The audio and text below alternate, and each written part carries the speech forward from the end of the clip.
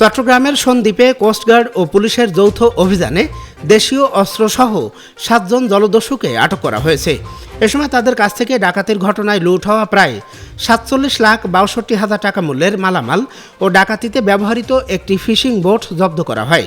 14 জুলাই মঙ্গলবার বাংলাদেশ কোস্টগার্ড পূর্বজনের গণমাধ্যম কর্মকর্তা লেফটেন্যান্ট কমান্ডার সুমন আল মুকিত এ তথ্য নিশ্চিত করেছেন। এ সময় তিনি বলেন, 9 জুলাই বৃহস্পতিবার বিকেল 3টার দিকে সন্দ্বীপ উপজেলার দক্ষিণ উপকূলীয় এলাকায় একটি ফিশিং বোট জলদস্যুদের ডাকাতির কবলে পড়ে। ভুক্তভোগীদের কাছ থেকে জরুরি সেবা নম্বর 16111-এ তথ্য পাওয়ার পরপরই কোস্টগার্ড ওই এলাকায় গোয়েন্দা নজরদারি ও বিশেষ টহল জোরদার করে। এরই ধারাবাহিকতায় 13 জুলাই সোমবার দুপুর 12টা থেকে রাত 9টা পর্যন্ত কোস্টগার্ড আউটপোস্ট সারিকাইত ও সন্দ্বীপ থানা পুলিশ সন্দ্বীপের চৌধুরী বাজার ঘাট সংলগ্ন এলাকায় একটি বিশেষ যৌথ অভিযান পরিচালনা করে। অভিযানকালে ডাকাতির কাজে ব্যবহৃত মূল ফিশিং বোটটি জব্দ করার পাশাপাশি ঘটনার সঙ্গে জড়িত 7 জন জলদস্যুকে হাতে নাতে আটক করা হয়। প্রাথমিক জিজ্ঞাসাবাদে আটক ব্যক্তিরা 9 জুলাইয়ের ওই ডাকাতির ঘটনায় সরাসরি জড়িত থাকার কথা স্বীকার করেছে।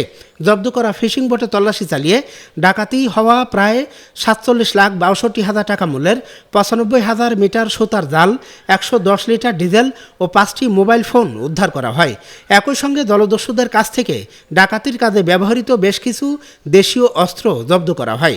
আটককৃতদের বিরুদ্ধে পরবর্তী আইনি ব্যবস্থা গ্রহণের জন্য সন্দ্বীপ থানায় হস্তান্তর করা হয়েছে।